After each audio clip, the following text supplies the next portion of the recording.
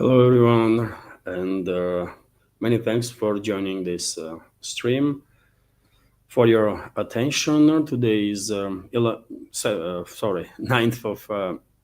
of July, of course, 11 o'clock in the morning, Moscow time, and I have prepared a good show, hopefully, and you will like it. And if so, dear friends, please don't forget to click that like button and to leave some commentary, not just in the chat, but also in the comment section after the stream will end.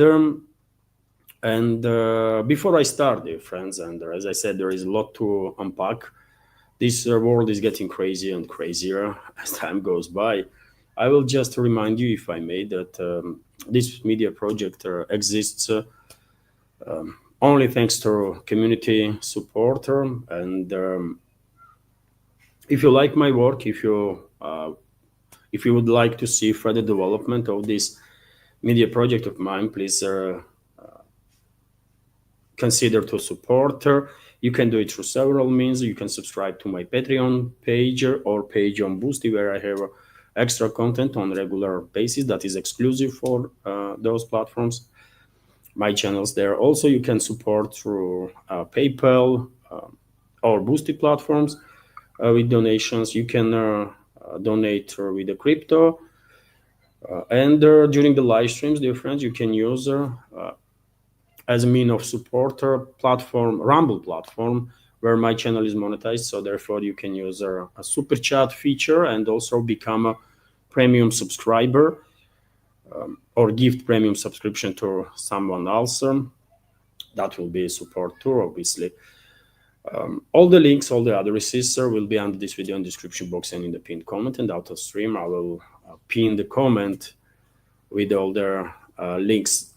Okay, that's being said, it is time to start news segment of it. And after news segment, as always, I will, let's have a little chatter for 15, 20, 30 minutes, exchange opinions in real time about any topic you like, dear friends. I'll just remind you that capital Q or capital letters in your question will make it easier to spot it and react on it.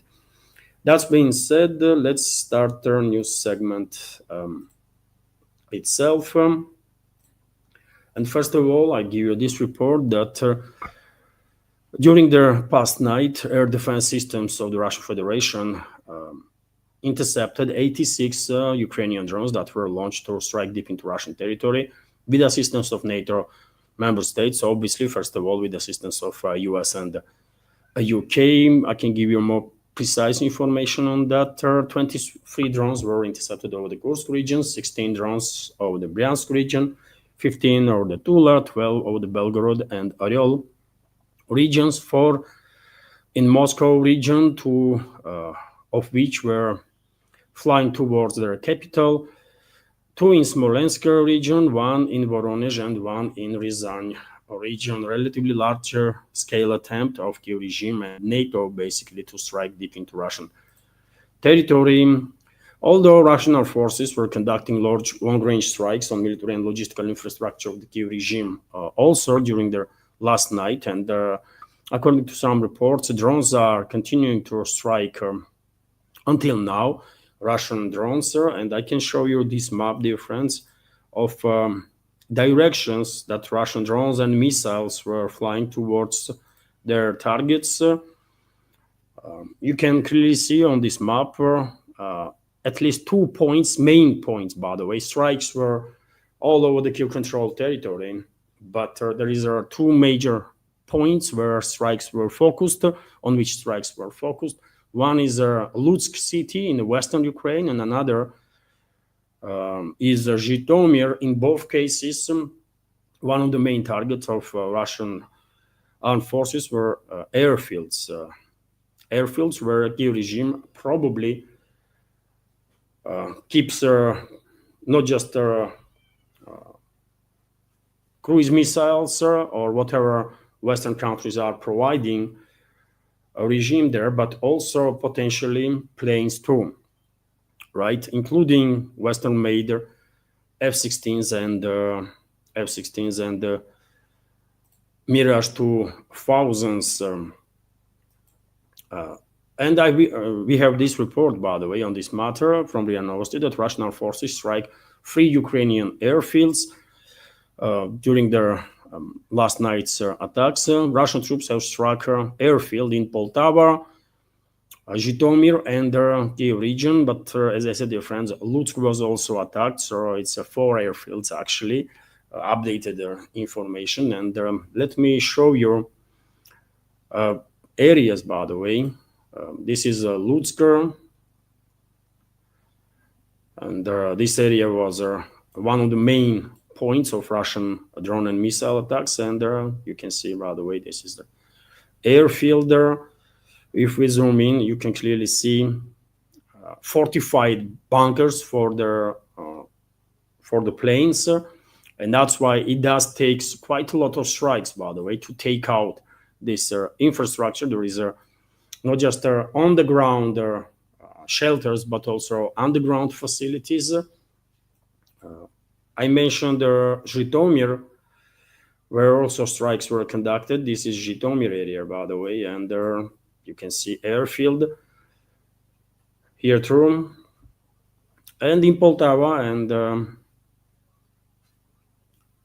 Kiev directions also Russian troops were conducting these attacks.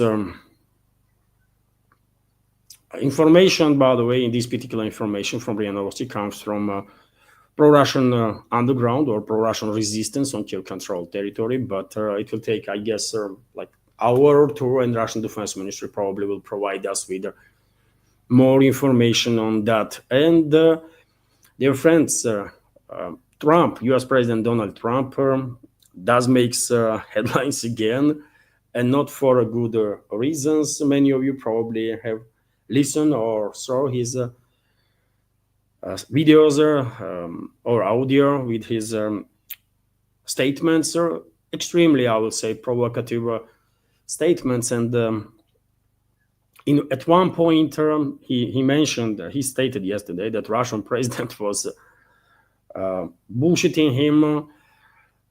Not a language to be used by presidents, but yes, yet again, in U.S. political culture is something extraordinary, and they talk in the way they talk. By the way, we cannot influence that. Obviously, it's just it's a matter of culture, right?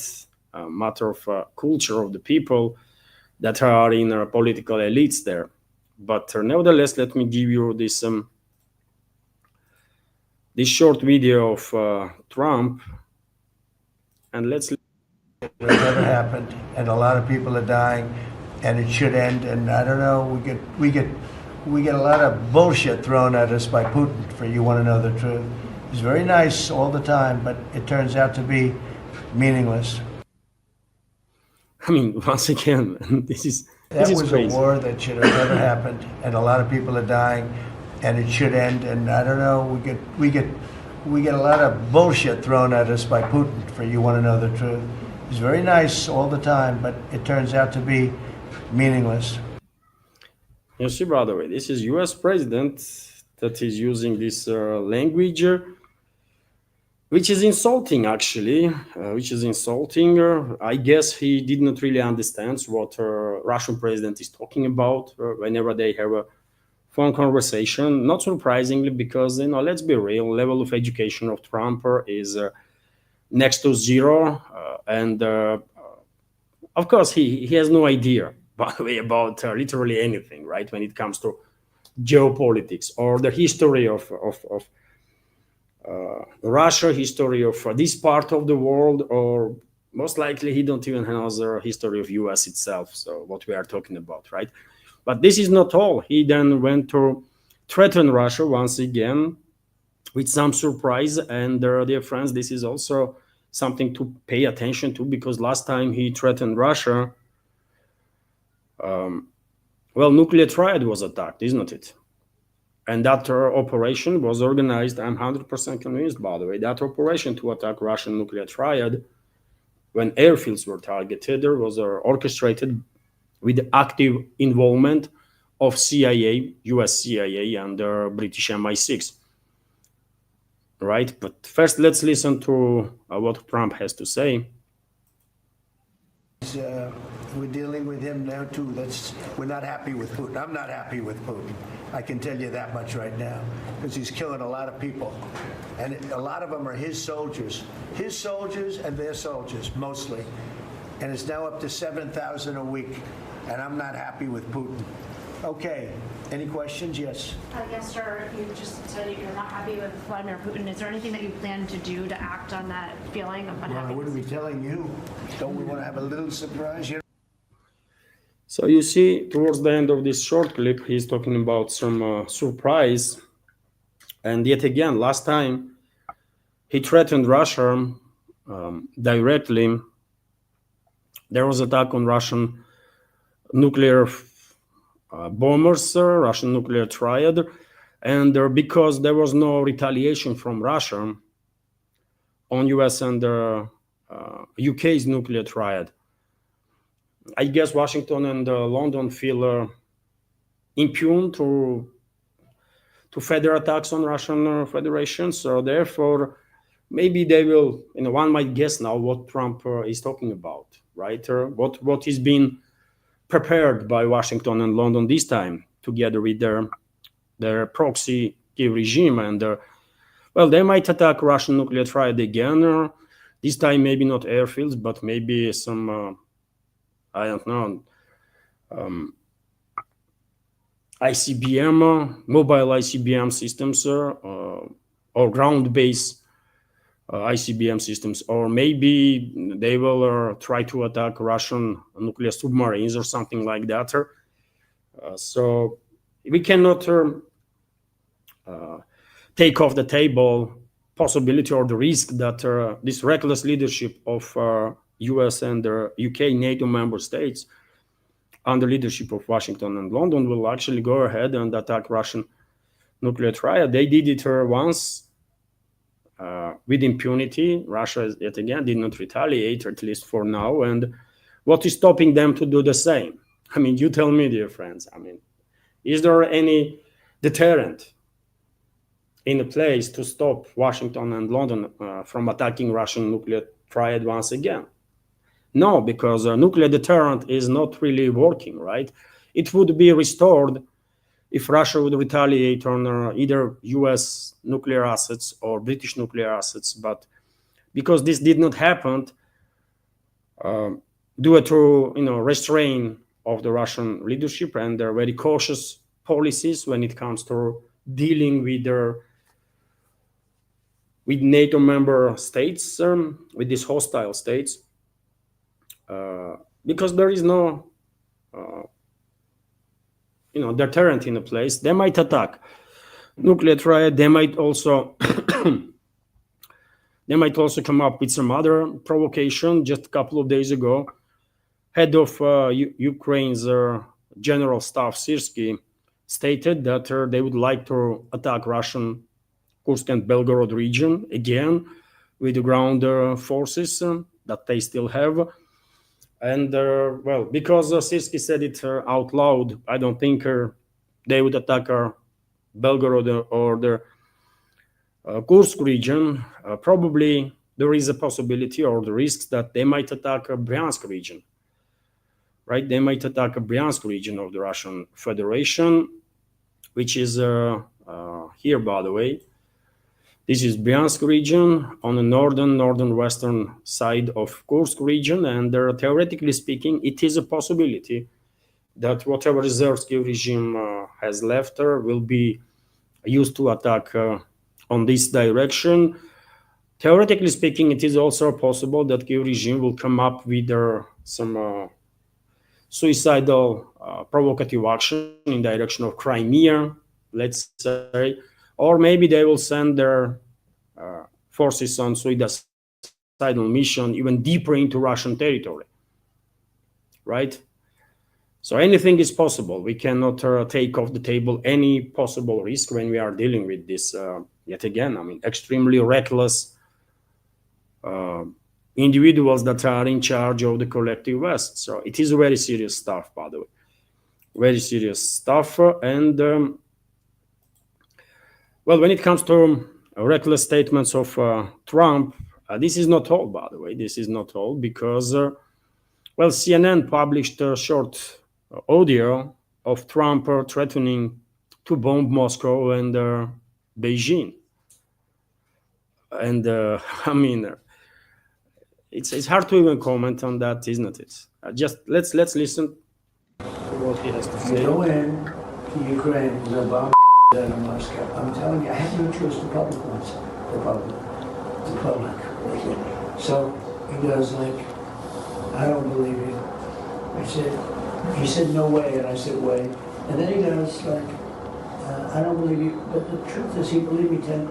And I told you this, he believed me 10%. Then I'm with President Xi of China, but I said the same thing to them. I said, you know, if you go into Taiwan, I'm going to bomb the out of Beijing. He thought I was crazy. He said, Beijing, you're going to bomb Beijing.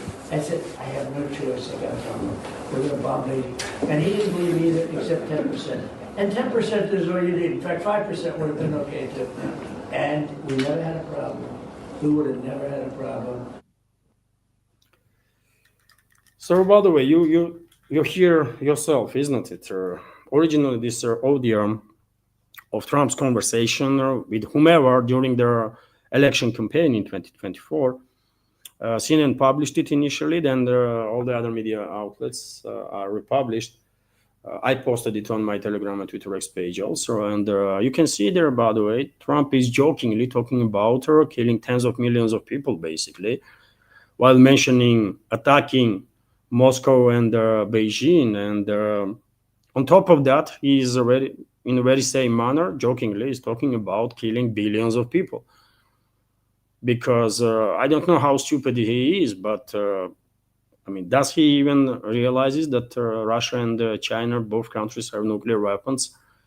In case of Russia, we actually have more nuclear weapons than US does. So if US will attack Moscow, then I guess that would be end of humanity, because Russia don't really have any choice but to obliterate US and all the other NATO member states, just simultaneously, just take them off the map. Can you imagine what kind of people are in charge of the West, by the way? This is beyond insane, right?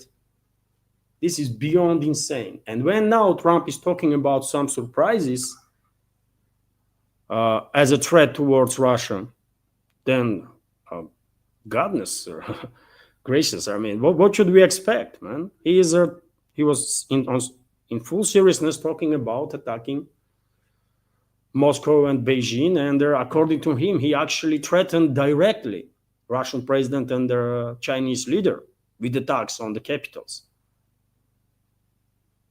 So this guy is even more insane than I was thinking, right? Truly out of touch with reality. So I don't know, share your opinion to your friends, what you think, but we truly are entering extremely, extremely dangerous territory. It is anybody's guess what should we expect now, but as I said many times before, anything and everything that has its beginning has its end also, and that can be said about patience of the Russian leadership too. No matter how much Russian president would like to see through the escalation, no matter how much Russian president is trying to avoid some extreme level of deployment of forces and extreme level of escalation, I mean, just how long he can tolerate this hostility of the NATO member states. I mean, at one point he will say, you know what, we try everything, it did not work, we cannot talk to these guys, it makes no sense no more, so let's just do whatever we have to do and let's neutralize them. And unfortunately for all of humanity, by the way, we are getting closer and closer to that very point. And if anybody wants to blame anyone for that, then, well, you have Western ruling class, Western so-called elites, globalists, neocons, and I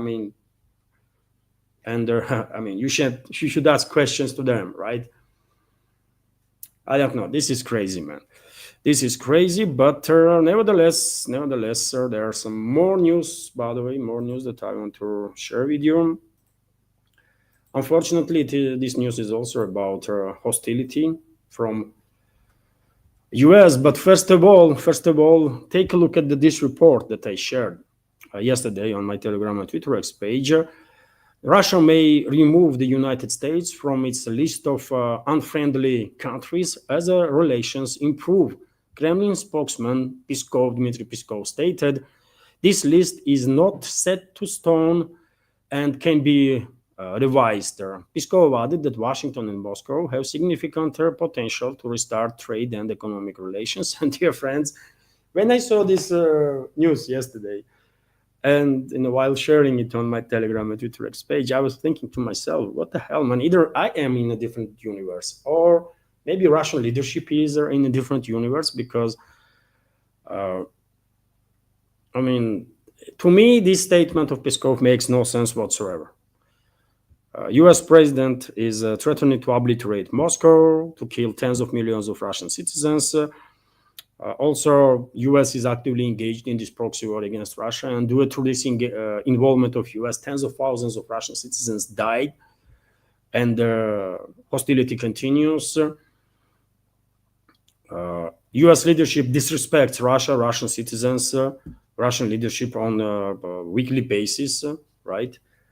And at this time, to come up with such a statement that Dmitry Peskov made, that Russia may remove the United States from its list of unfriendly countries as the relations are improved, then I don't know. I struggle to understand what he's talking about. Really, I mean, is this his personal opinion, or this is the opinion that Russian president is on right now? I don't know. But yet again, I mean, I struggle, by the way, to understand. Quite often, I do find it difficult to understand certain statements of high-ranking officials that represent Russia. And this statement of Peskov is definitely one of them. And on top of that, by the way, we have this statement from Medvedev, former Russian president and current deputy chairman of the Security Council, who urges basically focus on special military operation goals, overreacting to Trump's rhetoric. Okay, but this Trump's rhetoric has turned into actions, right? So should we ignore Trump's rhetoric completely? It was Trump that, threatened Iran, and he did it. He bombed Iran, right? Nuclear facilities. He might be taken as a clown. He might be seen as a clown by many in this world, but eventually when he talks about some stuff, he's at least trying to build up on that statements that he's making, right? And when he says that, he was saying to Russian president that, he would bomb Moscow, should we ignore this threat? I mean, Trump is a president of nuclear country, for God's sake. I mean, should we ignore that? When US president is considering even bombing Moscow, we should ignore this? Okay, then. But nevertheless, let's go through this news here. Russia should focus on achieving its goals, including those related to their special military operation, instead of paying attention to US President Donald Trump's volatile rhetoric. The Russian Security Council, Dmitry, and their Council Deputy Chairman, Dmitry Medvedev, stated the American is once again balancing on his favorite political swing. He wrote on Telegram, referring to Trump's statements on Ukraine and his conversation with the Russian President Vladimir Putin. How are we going to deal with that? Medvedev went on to say, the way we have been doing, the way our soldiers do, the way our Supreme Commander-in-Chief does, it means not dealing with it in any way. Medvedev elaborated, we need to continue achieving the goals of their special military operation, he noted, adding that retake our land and work for their victory. Okay, I mean, on one side, on one hand, I do understand what he's talking about. He's basically saying that, let's be focused on what is important for us right now. Let's move towards achieving our goals, and whoever says whatever, I mean, we just we should not be distracted, right? That's the main message as far as I can tell of the Medvedev. But yet again, there was previous threats from Trump towards Russia, and a few days after, Russian nuclear triad was attacked. So therefore, maybe it's worth to pay attention to statements of Trump, nevertheless. And he is threatening with surprise Russia again. And not a pleasant surprise, by the way. He is threatening Russia again, and it is anybody's guess what they're going to do now. Do they plan to attack Russian, I don't know, nuclear submarines, Russian ground-based ICBM bases, or Crimea, or maybe even deeper into Russian territory, to send their, I don't know, suicide bombers and conduct their massive terrorist attacks or something? When you are dealing with these reckless, insane elements, you have to pay attention to what they are saying, because quite often they are saying what they think about, what they plan. And Trump already did, at least on several occasions, actually make statements that probably was not okay with the US intelligence, because Trump was just saying too much in these statements, right? Trump was sharing too much information. And therefore, probably US intelligence did brief him on that, right? So I don't know what to make of all this stuff, by the way, but I'm afraid in next few days, maybe even before end of this week, we will see probably yet another provocation against Russia, military, large-scale provocation that will be organized or orchestrated by US and UK. And obviously they will use their Ukrainian proxies for this, so that they will maintain plausible deniability in their hands. They will say, you know what, we have nothing to do with it. Like they did it, like they say when they attack Russian nuclear bombers, right? So something serious is happening, by the way. Something serious is happening, and who knows, maybe in a week or 2 weeks' time, entire world will end up under the risk of full-scale nuclear war between Russia and US, because yet again, no matter how patient Russian president is, at one point probably he will have no option, literally, but to take action. You cannot exercise restraint forever. It's just not happening, especially when you see that your restraint being seen as a weakness by your enemies, right? To continue, dear friends, on the topic of escalation, that Western escalation against Russia, we have this report that Pentagon confirms it will send additional weapons to Ukraine, and State Department is confirming this information too. Let me give you this video, by the way, of a representative of the US State Department. Let's listen to her. And remain Ukraine's biggest supporters. We care about those people. We care about making sure that they have what they need. The president has been very vocal about the wholesale slaughter that has been going on, and how it has to stop, how there has to be a ceasefire, and how it has to be between the two parties. Within that, I noted that, of course, wait, and here we do now have the resumption of weapons shipments to Ukraine. The president has been vocal about this. Without the details of exactly what, the president feels obviously very passionate and determined regarding the ability of Ukraine to defend itself. So it's official, by the way. If there was any pause in weapon supplies to Kyiv regime, and I'm questioning those reports that there was some pause, man. I don't believe in that. Probably it was just a disinformation on part of US, right? Because disinformation about pausing in weapon supplies, US weapon supplies, broker exactly the day before Trump called Putin, right? So probably he was thinking, or his inner circle was thinking that, well, we might have some leverage during this talk if we day before will spread this misinformation that weapon supplies were stopped. But I don't think in reality U.S. halted any weapon deliveries. Other question is, by the way, how many of those weapons U.S. has in the stockpiles, right? That's the also very important question, isn't it? Washington would love to send maybe everything Pentagon has left, but is there much left? U.S. cannot give to Ukraine nuclear aircraft carrier, isn't it? I mean, that does not count. But when it comes to air defense missiles, when it comes to anti-tank missiles, when it comes to armored personnel carriers, armored carriers, and so on, I mean, how many of those weapon systems are left in U.S. stockpiles? While thousands of them were already destroyed by Russian forces on the battlefield. That's the question.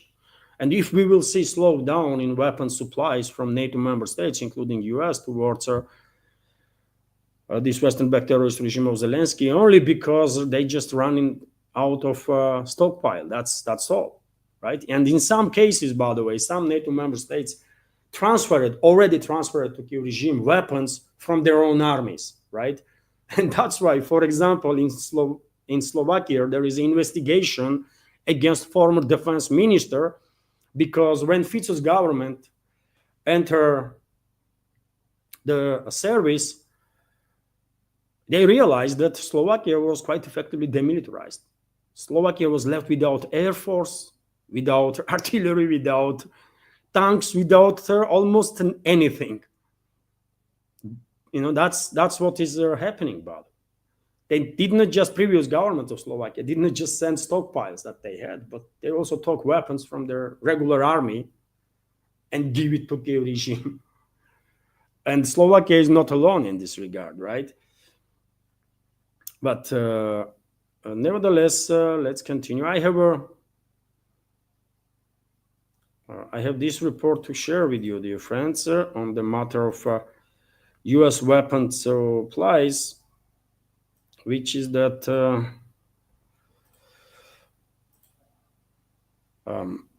well, allegedly, according to Washington Post, Trump is considering sending additional Patriot missile battery to Ukraine. Yesterday, some media outlets reported that U.S. will send some 10 Patriot interceptor missiles, and I did not took it that seriously, the report, because 10 missiles, I mean, are you serious? That would look like insult to Trump, right? He would prefer to send whatever missiles are left in U.S. Army, right? But to look like, fool because of his ego, right? I mean, U.S. only sent 10 missiles. So probably that's exactly what happened. Trump's ego is playing some role here, most likely, and the Pentagon probably will send another Patriot battery to Ukraine with hundreds of missiles, Patriot missiles. And, I will argue that U.S. air defense is finished at this point, probably. U.S. air defense is finished. Quite sure about it. And we have reports on that too, dear friends. The U.S. only has 25% of all Patriot missile interceptors needed for Pentagon's military plans. Only 25%, by the way, from what they need. And Trump is considering to send another Patriot battery to Western-backed terrorist regime of Zelensky. Okay, man, no comments. Let the U.S. people think about it, U.S. citizens think about all this stuff, and make some, I don't know, decisions if they can, right? Because I said many times before, by the way, collective Western ruling class, globalists, we can call them whatever we want, but whatever groups are in charge in the West will prolong this proxy war against Russia as long as they technically can. as long as there is anybody left on Kiev-controlled territory to be mobilized and thrown into a battle, right? And therefore, US will continue sending weapons and other NATO member states too. And it's not just NATO itself, but also EU, by the way, is actively engaged, obviously, in financing, prolonging this proxy war against Russia. And we have this report, for example, that European Commission has included a separate line item of 100 billion euros, 100 billion euros, by the way, in the EU budget plan for 2028-2034 to support Ukraine in the conflict with Russia. Bloomberg reported. So you see, dear friends, they are not even hiding. Globalists or neocons or whomever are in charge in the West, they are not even hiding that they would love to prolong this war as long as possible, as much as possible. And in EU budget, by the way, right? EU officials actually allocating 100 billion euros to prolong this proxy war against Russia in years 2028-2034. Is that not insane?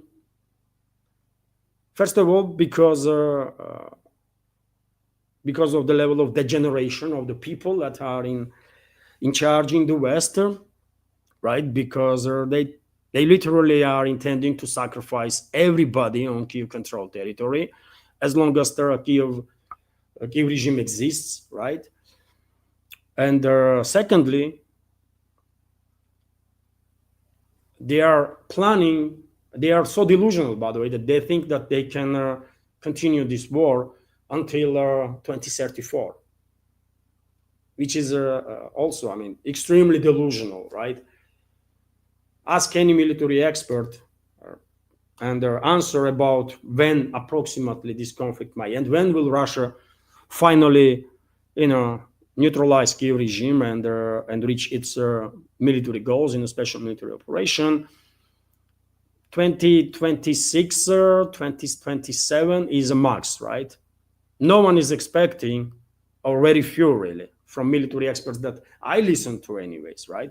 None of them are expecting that this war will last until 2034. And first of all, because Kiev regime would not last this long. Secondly, there will be no one left, by the way, in Kiev regime to prolong this war so long, so much. And thirdly, NATO is in a position to supply. They can allocate money, by the way, right? They can allocate money. They can even try to demilitarize themselves even further and send more weapons. But what about manpower? Ukraine, this former Soviet republic, is running out of manpower, and this is biggest issue that they are facing, right? And on this very matter, by the way, we have this report that number of desertions in Ukraine increased by more than 17% in June. Report is from TASS News Agency. So the number of recorded cases of desertion in Ukraine in June was 2,111, which is 17% more than in May, when more than 1,700 such incidents were recorded. This is official data, by the way, that Kiev regime is sharing, right? With its own propaganda outlets and I guess sources, Ukrainian so-called media. And this is official data. Unofficial information, unofficial data is probably 2-3 times higher, right? So Kiev regime is struggling to mobilize people, and they are kidnapping whomever they can from the streets, from their shops, from their own houses, right?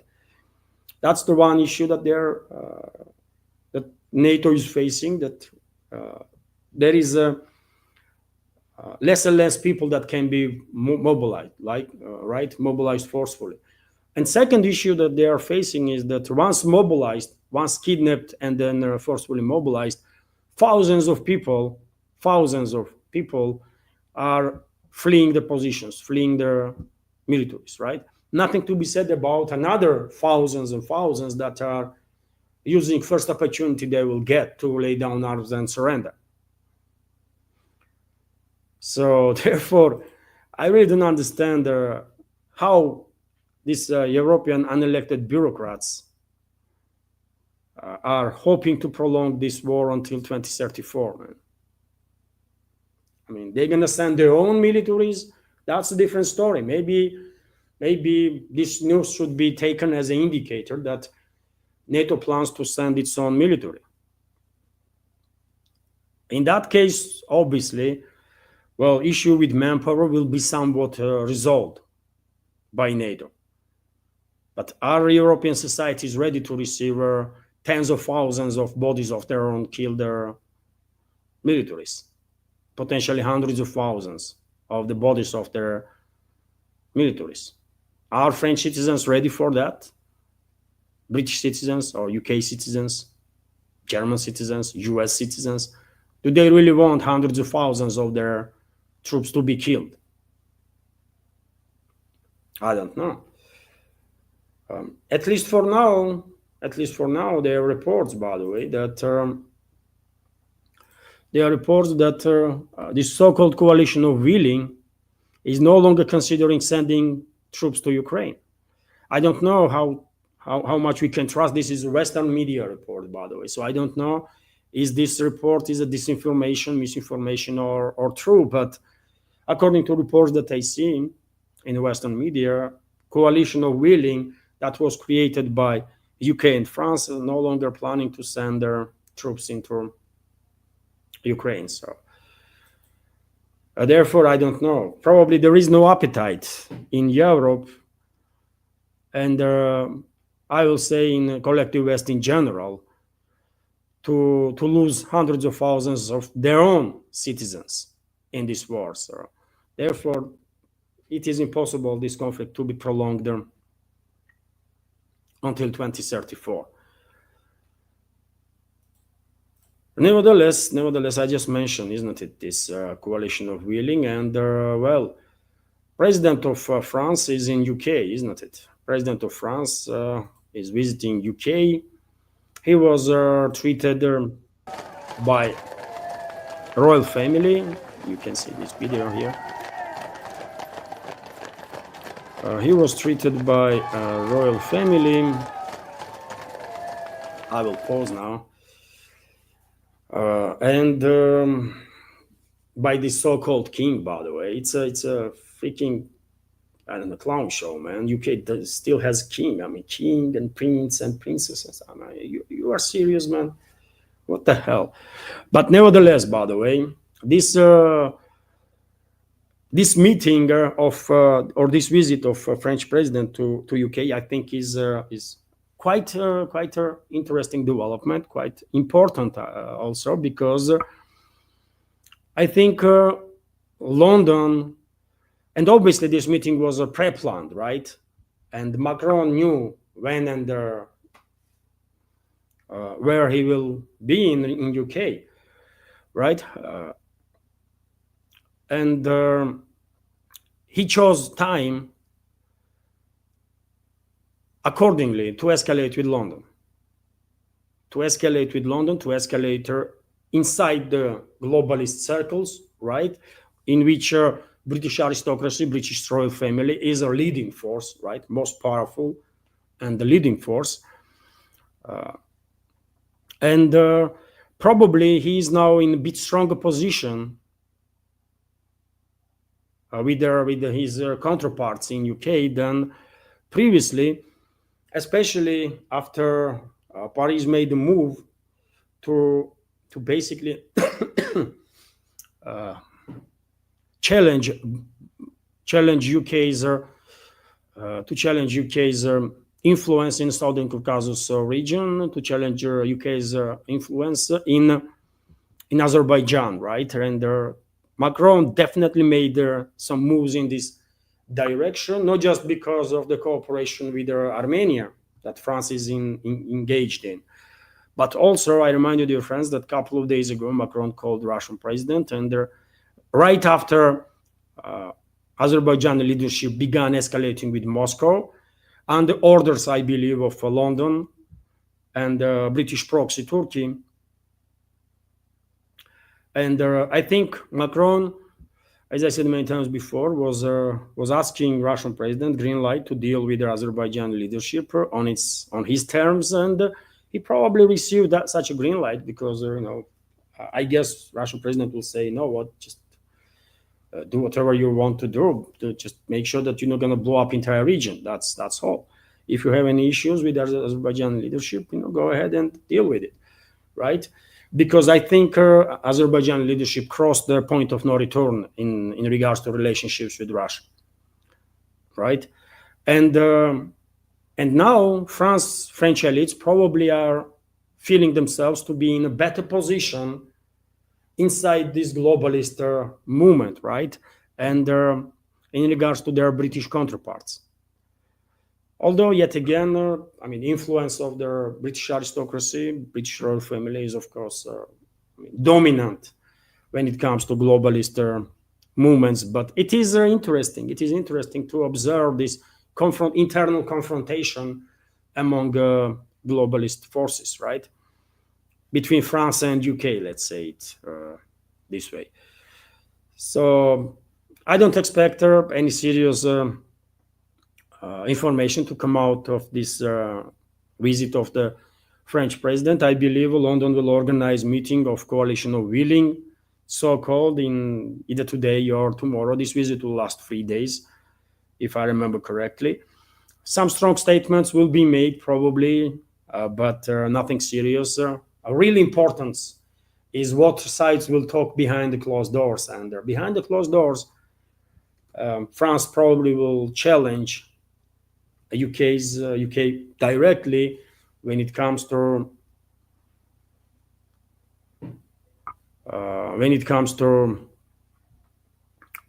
southern Caucasus region. And I said before, France wants to deal with Azerbaijani leadership now because that will open the gate for France to be engaged with Iran, right? To have some preferences with Iran, because Tehran, by the way, is also struggling with relationships with their current Azerbaijani leadership. I will remind you that there are rumors on the internet that Israel was using Azerbaijani airspace to attack Iran, which is a big deal, right? Even though just a couple of days ago, President of Iran, Pezeshkian, was visiting Azerbaijan to participate in some meeting of some organization. Even though this meeting happened, Tehran is very much not happy with Baku, and for many reasons, by the way. Both countries, Azerbaijan and Iran, are Shiite Muslim countries, but Azerbaijan is a proxy of Turkey, right? And Turkey is arch enemy of Iran, historically speaking, right? Saudi Arabia too, but rivalry and competition between Iran and Turkey dates back, also centuries, by the way, also centuries, right?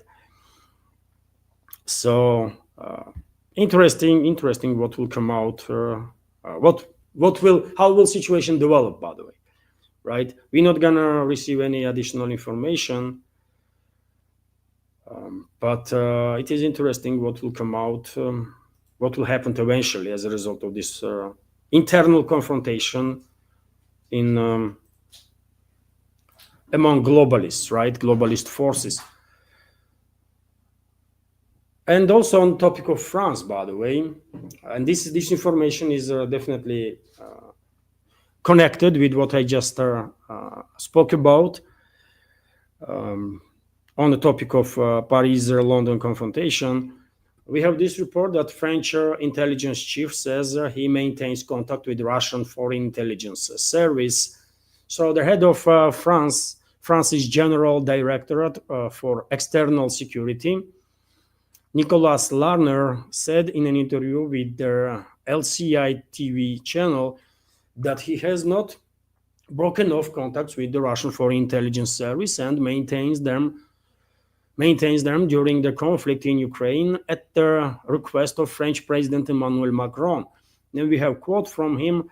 Yes, the channels of communication with their intelligence service were never severed. The President of the Republic was very attentive to this for two reasons. So firstly, cooperation in terms of fighting Islamic terrorism is extremely important. We continue to transmit information and receive it.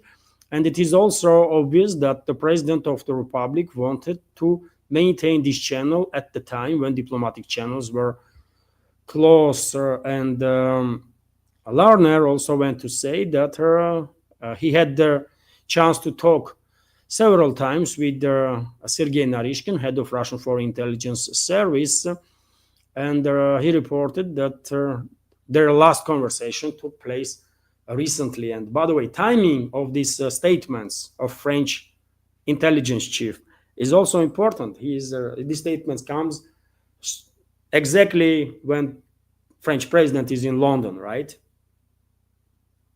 So there is clearly connection there.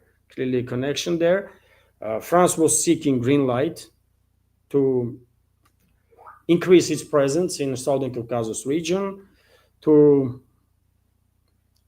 France was seeking green light to deal with the leadership of Azerbaijan, current leadership, with which France has a very difficult, to say the least, relationships, right? And mentioning of Russian intelligence service by French intelligence chief exactly at the time when Macron is in London is definitely gives her this additional weight to whatever demands France will have, because yet again they have a green light, most likely, right? They have a green light to deal with the leadership of Azerbaijan, which means, by the way, they have a green light to deal with BP, with British Petroleum, with British influence, by the way, in Azerbaijan. So Macron and his delegation, by the way, most importantly, his delegation, they're going to have a very tough talk with their British counterparts, very tough talks. And, I will not be surprised at all if relationships between Paris and London will deteriorate tremendously in upcoming weeks and months, because France is on offensive. French elites sense the weakness of London, right? Sense the weakness of the British aristocracy, British royal family. Inside this globalist movement, especially this weakness is become visible after failure of the globalists and their allies to provoke regional war in the Middle East, or at least they failed until now, until this moment, right? And therefore, France seems like is going on offensive. Let's see. It is interesting, by the way. And that's how who this person is, by the way, this head of French intelligence. I shared this information on my Telegram and Twitter X also. And as I already said, dear friends, troop deployments, deployment plans have been abandoned by the latest coalition of willings talks that probably will take place either today or tomorrow, right? In London, in UK somewhere, by the way. Which is interesting. TASS news agency is also reporting that bulk carrier Eternity Sea sunk in the Red Sea after Houthi attack. And this is, by the way, second vessel, isn't it, in last several days that was sunk off coast of Yemen due to attacks of Ansar Allah movement, allegedly attacks of the Ansar Allah movement. In case of one vessel, Ansar Allah actually claimed the responsibility. They even published video, by the way, how they attacked vessel, then how they boarded the vessel, mined it, and then just sunk it, detonated explosives, and sunk it. And now this another one, bulk carrier Eternity, is sunk. So shipping, Ansar Allah movement, by the way, Houthi rebels, continue their operation despite all the attacks from Israel, US, UK, and probably will do this until Israel not stops its operations against Palestinians. Houthis are quite determined to continue. Few more news, dear friends, and US again.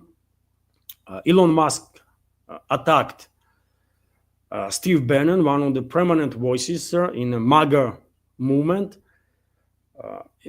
Majority of our community is familiar with Steve Bannon, I'm quite sure. And Elon Musk responded on a post on Twitter X. Let me read that post first. Why would Bannon meet with Jeffrey Epstein both at his New York home and in Paris after Epstein was convicted on sex crimes in Florida? Why would he coach Epstein for his 60-minute appearance? Roger Stone asked in his tweet, and Elon Musk responded, Bannon is in their Epstein files. So, I don't know, dear friends. I don't know. Lately, it has become quite difficult to take for face value whatever Musk is saying, because just a couple of weeks ago, he posted that Trump was on Epstein files, right? And then he deleted the tweet and sort of apologized that he went too far or something like that. And now he's saying that Bannon is on Epstein files. Maybe he already deleted this post too. And maybe he will apologize again. Or maybe he will not. I don't know. But when you make such claims, by the way, I mean, better you have some evidences of that, because this is not a joke, right? This is not a joke. You cannot throw these kind of allegations left and right without evidences. And if Musk has evidences, well, he should publish these evidences, right? Otherwise, people will struggle to take him seriously, because this is not the way serious people should act. Am I correct, dear friends? If he has any evidences, then, just publish it.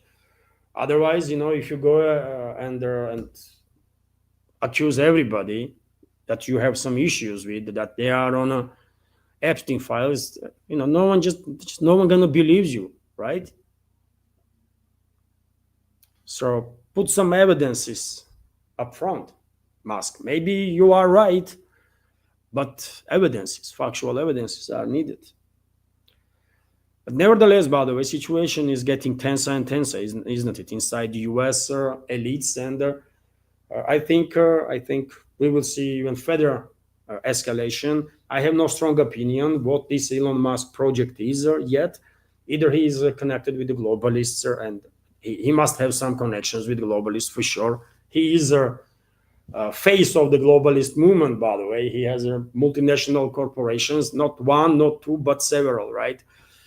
He is the richest man in this world, so he, in some sense, can be seen as a advertiser of the globalism, right? But on the other hand, he was acting like if he's really focused on US and he's kind of America first type of person. I don't know where is the truth. More information is definitely needed, and with time we will get more information for sure. But clearly, whoever is in support of Musk, whatever forces are supporting him,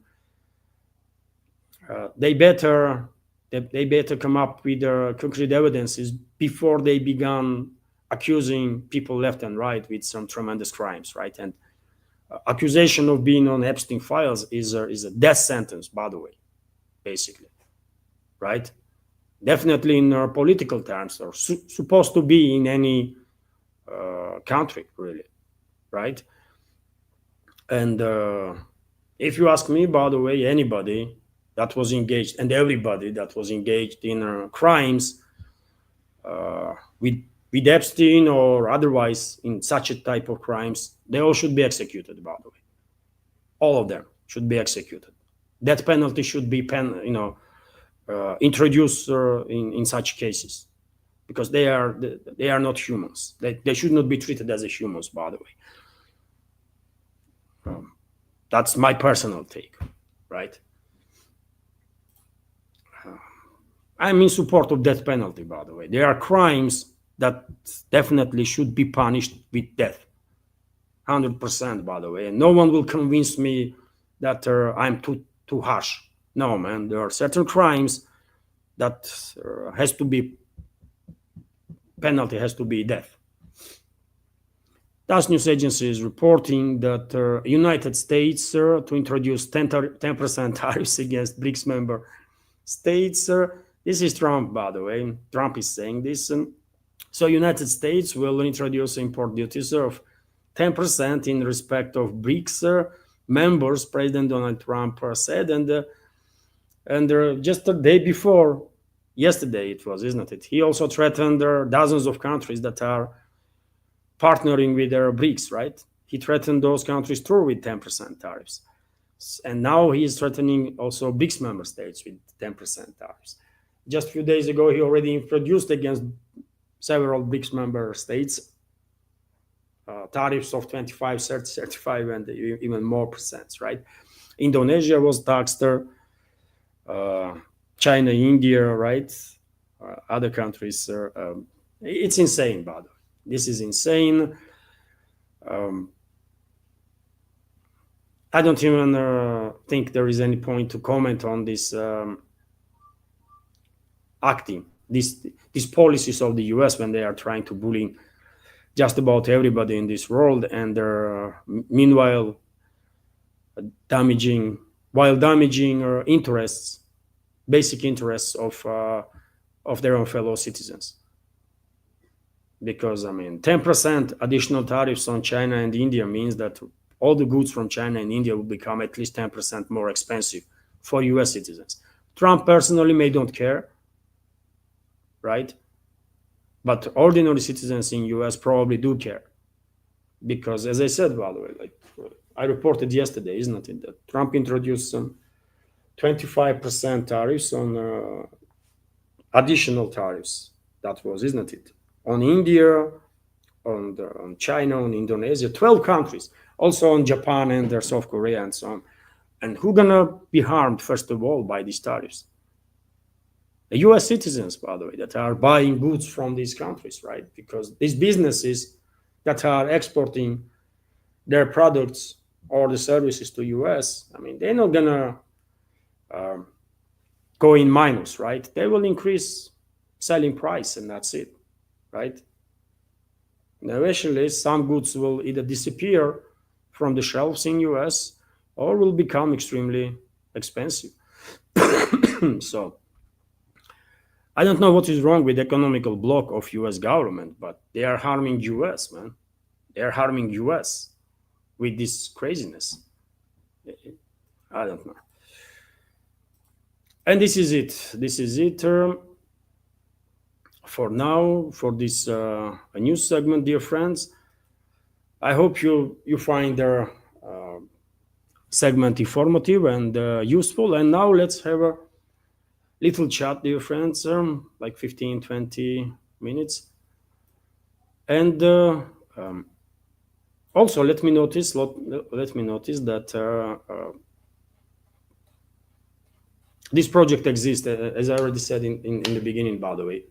This project exists only as long as I have your support. So if you like my work, if you want to see further development of this project, please consider to support her. There's several means during the streams. You can use Rumble to donate her, super chat there. Also, you can become premium subscriber. But there are also other possibilities. You can donate through PayPal. You can donate through Boosty. You can subscribe to my Patreon page. Also, you can donate with crypto. All the links, all the addresses on this video in the description box. And after the live stream, I will publish it in a pinned comment too. And let's start with the community chat, dear friends. Once again, thank you all for joining the stream, for your attention. Was there any super chat? And yesterday, dear friends, right at the moment when I end the stream, there was a super chat on Rumble, isn't it? Banzo Beans from Banzo, from our moderator, and from Alan Richard. So let me say thank to Banzo Beans and Alan Richards for their super chat yesterday on Rumble. Today, no super chat, so therefore I will continue.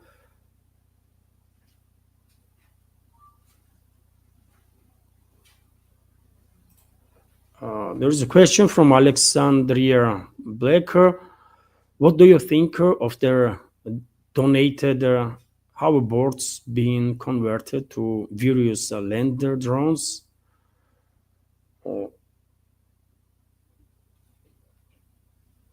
I don't know. Donated hoverboards being converted to various land drones.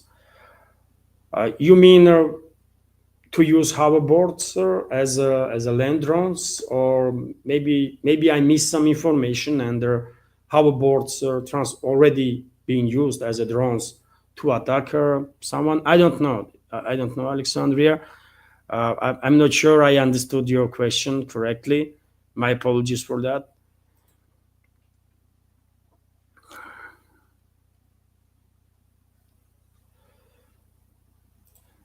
Question from Netflix for Anna. When they will have to throw Poland in place of Ukraine? Well, many people in alternative media were, at some points sharing their opinion that once Ukraine will run out of people, once Kiev regime would not be able to forcefully mobilize enough people, then Poland and Baltic states could be the next. Globalists will sacrifice those countries, and theoretically speaking, such a risk is definitely there. Risk exists, but I hope Polish society and Polish elites will not allow they to be used against Russia, same way as Kiev regime was used. That's my hope. Unfortunately, there is a risk that globalists will provoke wider conflict, right, between Russia and the NATO member states, and who knows when they will attempt these provocations, right, in this direction. We already observing escalation in the Baltics, isn't it? Significant escalation in the Baltics from NATO member states. Also, Poland and Baltic states are militarizing themselves as much as they possibly can, right? And that is something to think about, obviously. And as I reported in today's news segment, in just a few minutes ago, a European Commission, by the way, is already working on a budget from 2028 to 2034 in which 100 billion euros to be allocated formally in support of Ukraine, but in reality to prolong this conflict against Russia, right? So maybe this 100 billion is not necessarily to support Kiev regime's forces or Kiev regime, because Kiev regime would not exist for that time. Maybe Brussels is already outlining spending, a level of spending for to support war against Russia while other countries being sacrificed. Poland, for example, or the Baltic states. But my hope is that Warsaw will stay out of it. They are in a position to reclaim some 70% of Western Ukraine when time comes, right? Because that used to be part of Poland, and why would they risk everything? They are about to literally reclaim their land, right? That was taken by Stalin and given to Ukraine after Second World War. So why would they risk, right? Baltic states are a bit different. This is not even states, by the way. I mean, Lithuania, Latvia, Estonia, it's a circus, right? It's a circus.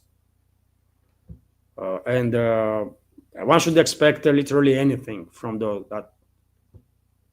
Nazis that are in charge of this circus. Poland is a bit different, by the way. Polish elites, they are extreme Russophobes, by the way. Historically, not just now, but historically, this is a trend when it comes to Polish elites, right? And relationships between Russia and Poland were always, almost always, let's say, quite tense, right? historically speaking. But nevertheless, Poland has a certain political school, right? Certain ambitions, and I don't think Polish elites will. They might say many strong words, by the way, against Russia.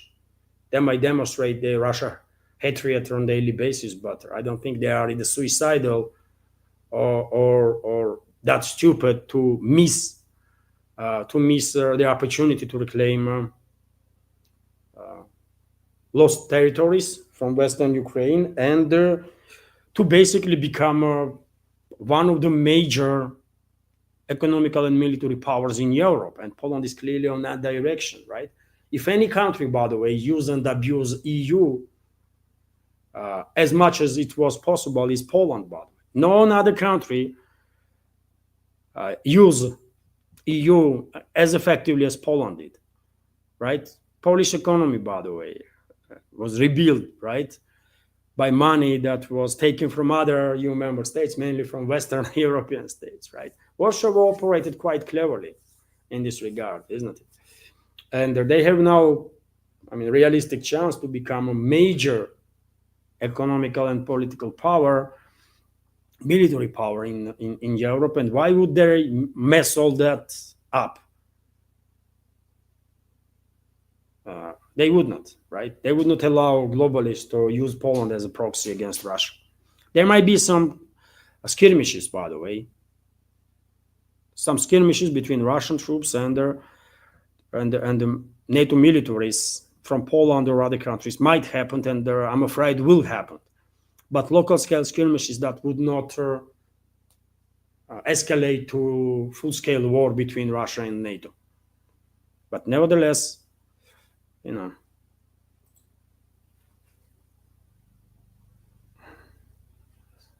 Blorp, thank you very much for your super chat, $5 donation. I've seen too many people lately that have eyes that look into different directions. I have seen too many people lately that have eyes that look into different direction. This is the comment from the Blorp. I'm not sure I understood your comment correctly, but if you mean that some people are trying hard to not face the reality, I have to agree with you on that. And if you mean by this, for example, situation with the US leadership and all these scandals, by the way, Epstein files, now even diehard Trump supporters are struggling to justify what is going on in US, and they are calling out Trump's administration for covering up, right? Also, there is a huge disappointment among Trump supporters that they were expecting that administration will focus on US, and the US would not be engaged in these forever wars and would not escalate anymore on a world stage, but opposite is happening, right?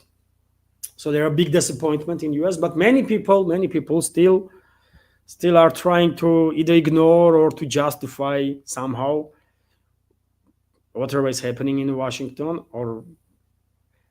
and yes, they are trying to avoid looking at the truth. And the same can be said about many other situations in this world, by the way. So, I may not have understood your commenter like exactly, but that's my interpretation of that. That yes, some people and many people actually, unfortunately, are trying hard to avoid facing the reality and looking at the side. I agree with you. Peter Frowain is commenting, Levan, if you ever came to Yalta, we should drink some coffee. Oh, thank you very much. Thank you very much. Never say never, isn't it? Who knows? But truly grateful for your kind words.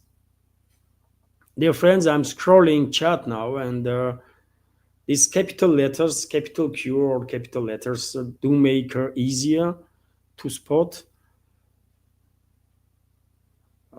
the question or the commentary that you want to be highlighted?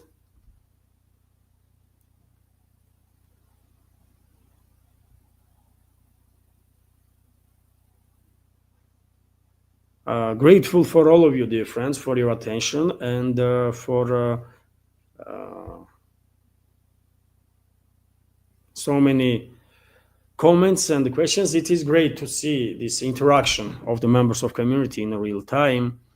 So Don Zugar has a question. Let me highlight this question. It seems to me that Putin and Medvedev are utilizing their age-old good cop, bad cop routine. Do you agree with me? Yes, I can see what you mean. I can see what you mean. This can be true, right? This can be true. But I mean, main question that I have, dear friends, right now, when it comes to Russian leadership and their possible steps is I mean, first of all, we should keep in mind that decision-making process of Kremlin depends on analytics of all the information that they have, right? And they have much more knowledge than we will ever have because everything we know comes from open sources, and everything they know comes from not just open sources, but from classified sources, right? Classified information. So quite often we might struggle to understand certain decisions of government, in this particular case, Russian government, certain statements, because yet again, they know more than we do, right? But and while taking in account this reality, objective reality, I also wonder how longer this restraint will be exercised by Russian leadership, how longer Russian president will maintain its cool, maintain its patience, because unfortunately, by the way, I think even though I want to see through the escalation, by the way, right? I really want to see through the escalation between Russia and US, or between Russia and collective West. It's not happening. It's just not happening, right? And therefore, at this point, it's only a matter of time, by the way. I mean, collective West will continue to escalate, and it's only a matter of time until Russian president will say, you know what, we just had enough of it, right? Let's do whatever is necessary now. I said many times before, isn't it, that before through the escalation, we will face extreme level of escalation. Because globalists, neocons, and the rest of their influential forces in the West are not ready to face the reality and acknowledge that they lost this proxy war against Russia. They are not capable of acknowledging this right now. So therefore, they will continue to escalate, and at some point, they will provoke Russia to take such actions, after which Western ruling class will have just two choices: either live or to die. That's simple, right? And we are very close to that point, very close. Force is the only language Western ruling class understands, and no matter how much Russian president wants to avoid deployment of extreme force, no matter how much he's hoping for diplomatic resolutions, it will not work, because there is no one in the West with whom we can talk to, right? And whom we can trust. There is literally nobody there, right? Entire elite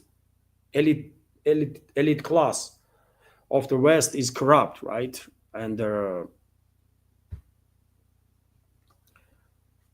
so unfortunately, we're gonna face escalation. And Medvedev, by the way, is hinting time to time. In this regard, I agree with you, Don Zugar, that the Russian president is always, mainly, by the way, I mean, maybe not always, sir. He had some emotional moment in his political career, but most often, I would share, he's very cool and chilled and very diplomatic and polite. That's his style, right? Medvedev has a different style. He's trolling quite often, right? His Western counterparts, and time to time he's hinting on some possible responses that Russia might take if Western ruling class will not stop.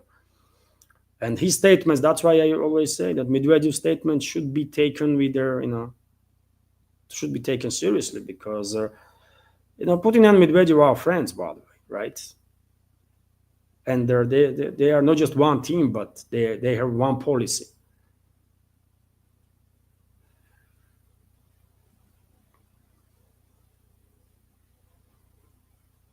They know what is our goal, and they have similar vision how to reach these goals.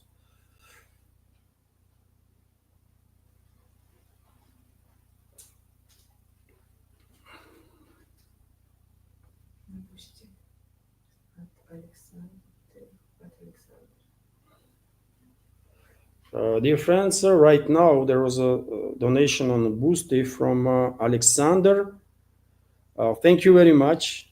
Thank you very much for your 750. This is $10 donation. Thank you very much. It shows me in rubles because Boosty automatically exchanges in rubles, by the way, and then automatically sends to my account. I don't have to do nothing for that.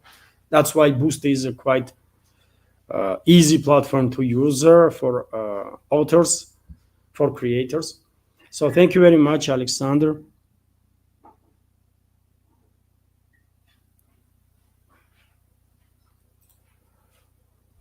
Maxwell Biden is asking, hello, Levan, when are you joining the Russian army?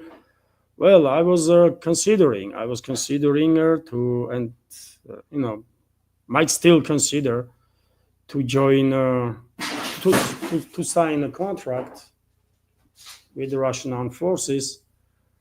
But unfortunately, I'm dealing with some medical issue, which will, I would not be able to pass the medical test. That's how it is, which is unfortunate, by the way. I am a reservist, though. I am a reservist, and if another wave of mobilization will be conducted in Russia, I may be mobilized, and mobilization is a bit different, isn't it?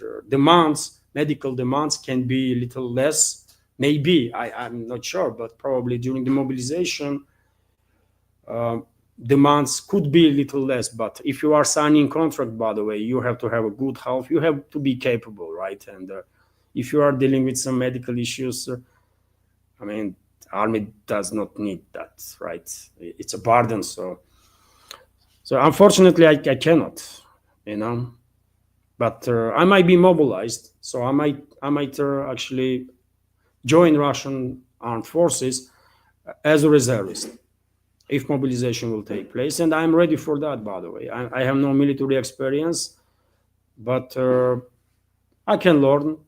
Anybody can, right?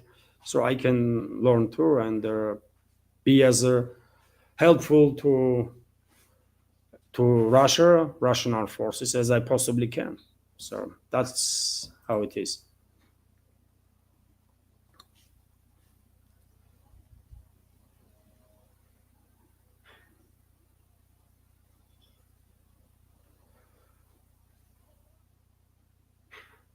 Questions.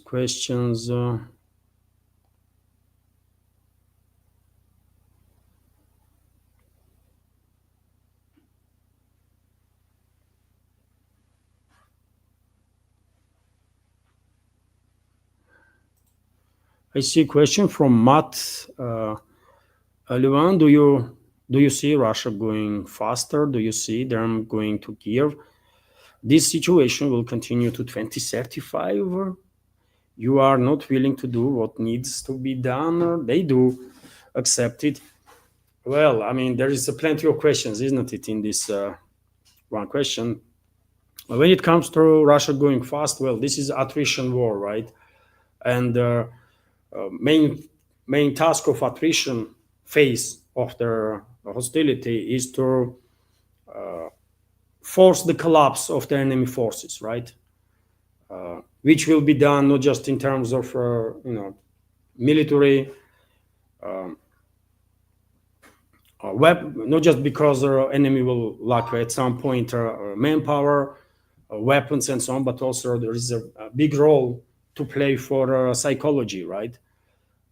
And by the way, just as a reminder, last several weeks, Russian armed forces began striking so-called recruitment offices of the Kyiv regime, right? And you know what is the reaction?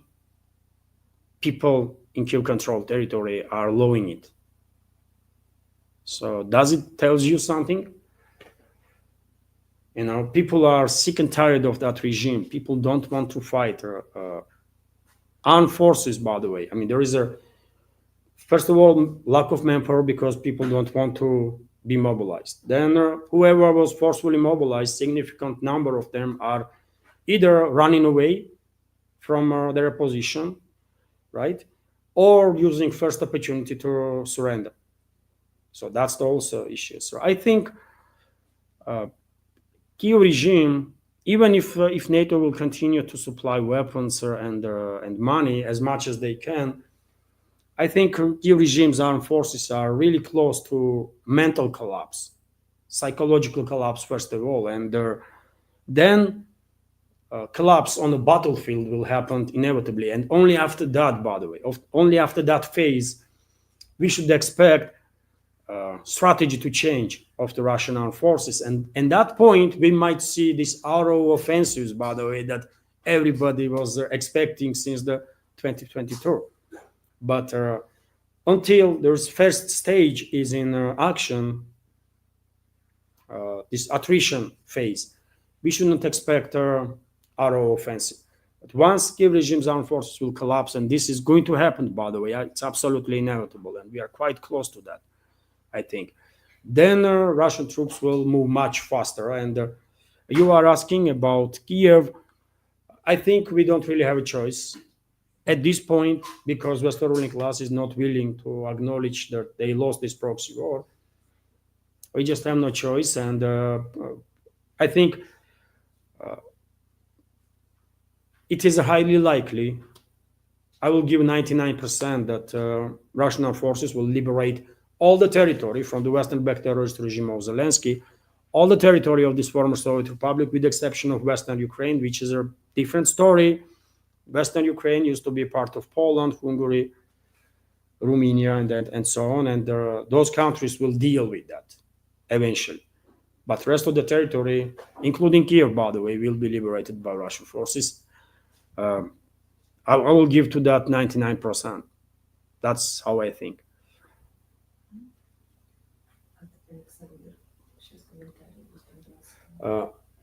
Alexander, thank you very much for your second donation, 1,500 rubles, which is $20. And there is a commentary, Levan. Thanks, Levan. You earned all the support you can get. I pretty much agree with everything you say. Your position is informed and intelligent. The informed part, I believe, I benefit from. Thank you very much for your kind words, Alexander, for your support. Truly grateful. Thank you. Thank you. So, yes, to continue, dear friends, I believe, yes, Kyiv will be liberated. Kyiv is a Russian city. Was a Russian city, is a Russian city, and will be a Russian city forever, right? And should be liberated and eventually become part of Russia. That's my personal take, by the way. It's my personal reading of the situation. Obviously, I don't know what Russian leadership plans are. And also, Matt, you are saying that this situation will continue until 2035. Theoretically, I mean, anything is possible, right? But in my personal opinion, no way. No way, by the way. I mean, I struggle to believe that this conflict will last more than another maybe year or two. In 2027, maximum, by the way, 2028. this conflict will end, but most likely when in 2026. Yet again, I'm not military expert. I don't know what plans of general staff is, obviously. But I don't think this conflict will last more than 1 or 2 years, by the way. 2026, maybe 2027, 8, okay, max, which is unfortunate, which is tragedy, by the way, for Russian world, right? Because I don't know how people see this confrontation in the West, but many of us here in Russia see this as a civil war, right? And even Russian leadership, by the way, Russian president, for example, spoke about this topic, that this confrontation clearly has in it aspects of the civil war, right? So it's a huge human tragedy what is happening, and also it is a tragedy for the Russian world, because those people in Ukraine, by the way, that being brainwashed, I mean, those people are still part of Russian world, right? And they need, once this conflict will end, they will undergo denazification process. They have to, right, to come to their senses, right? Nothing to be said about a vast majority of the people in Ukraine that was never brainwashed, right? And cannot wait until Russian troops will liberate them, right? And all the settlements that they are living in. Vast majority of people in Ukraine, by the way, are waiting for Russian troops to arrive. That's how it is, because they are part of Russian world, by the way, always were and always will be. And Russian world is not some ethnic understanding. The Russian world means Russian-speaking world that has a world that is multicultural, multi-ethnic. It's all Russian world, right? No one should confuse it with, if you are an ethnic Russian, then you are Russian world. If you are ethnically someone else, then you are not Russian. No, you are Russian world, by the way. If you speak Russian, if you are if raised and born in this culture, by the way, right? You are Russian world, right?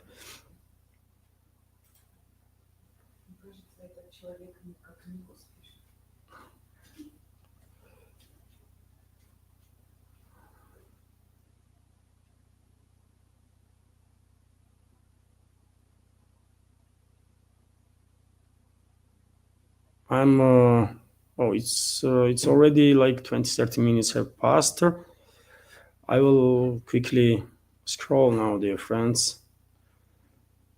It is tiring, these live streams are much more difficult to do than pre-recorded videos, because I don't know why, but it is quite demanding, I'm scrolling now, and the questions. I see a question from Nidish Kumar. The one, why is Putin so soft? Is it his love for the Western civilization to take hard decisions needed? I don't understand him. I mean, yet again, I don't know what his mindset is, isn't it? I just don't know. But someone has to be. Logical explanation I can come up with is that someone has to be adult, in a room. I mean, if we are judging based on emotions, we can do it. We are ordinary people, right? And I do it quite often. I can go emotional. We would not harm no one, right? But if we were in charge of country, by the way, we will have no right to go emotional, right? To make judgments based on emotions. You cannot do this if you are in charge, right, of entire country, by the way. If safety of millions and millions of people are your direct responsibility, right? So Putin is in a very different world in this regard.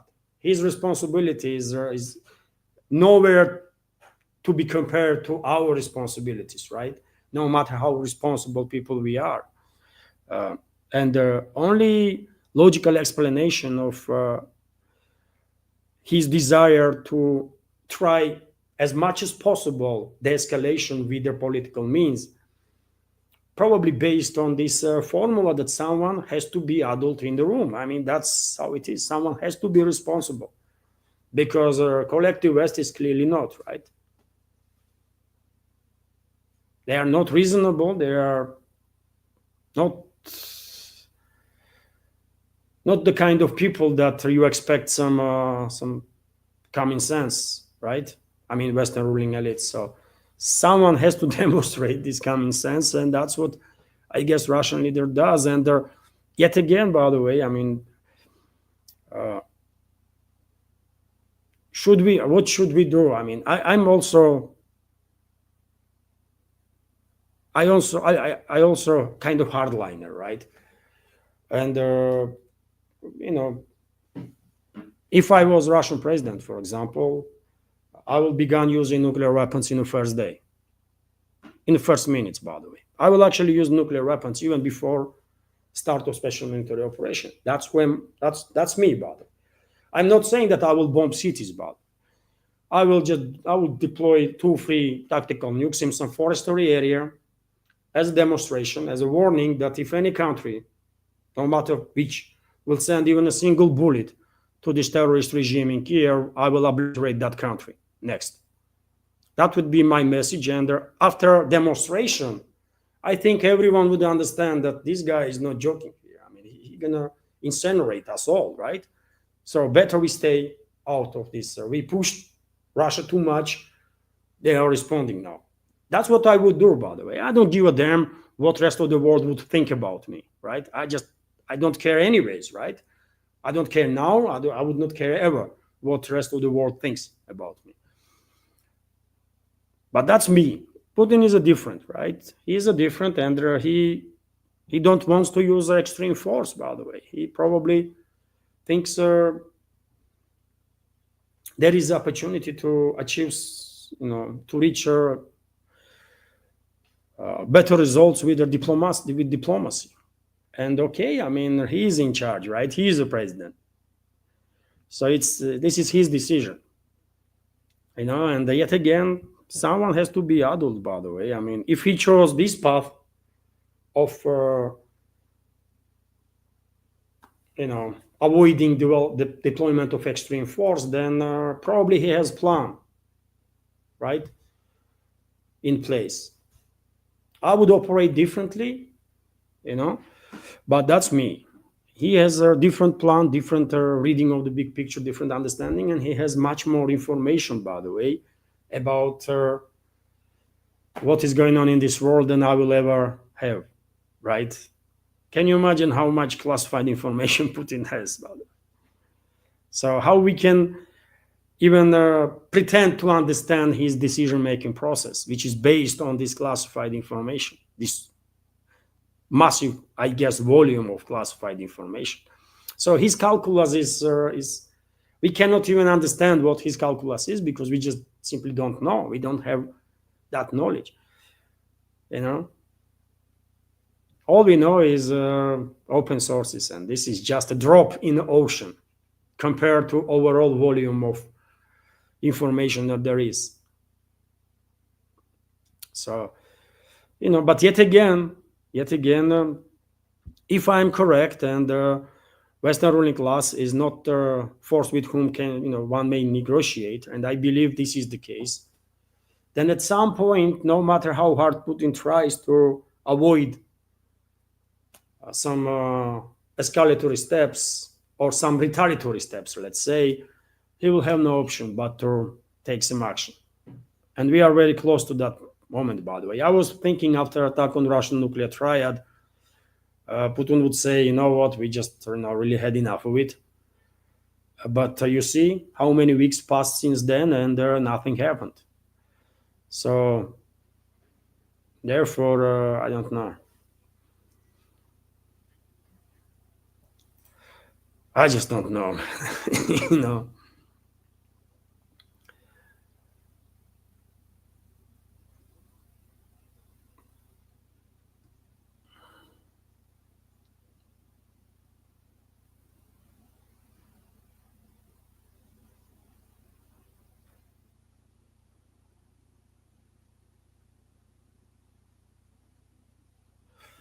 I'm scrolling, dear friends, as fast as I can, and maybe I should end a live stream now. Probably I will, dear friends, because I have to now make short videos, right? 1 or 2 short videos to publish on internet.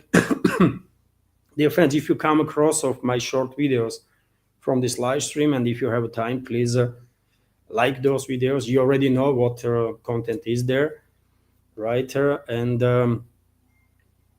And if you can, please like this video. If you like the content, by the way, if you like this stream, please click that like button. And after stream will end, please leave some commentary in the comment section too.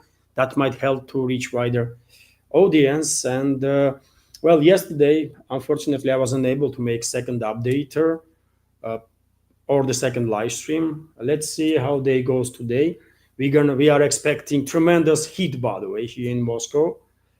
And during the day, it's not really safe to go for a walk around. Maybe at evening time, I will record some video. Let's see, and of course, I will publish main whole video on Patreon and Boosty, and part of it maybe on YouTube and Rumble too. Let's see. Nevertheless, thank you very much for your attention and support. Have a wonderful day, and take care. Bye for now.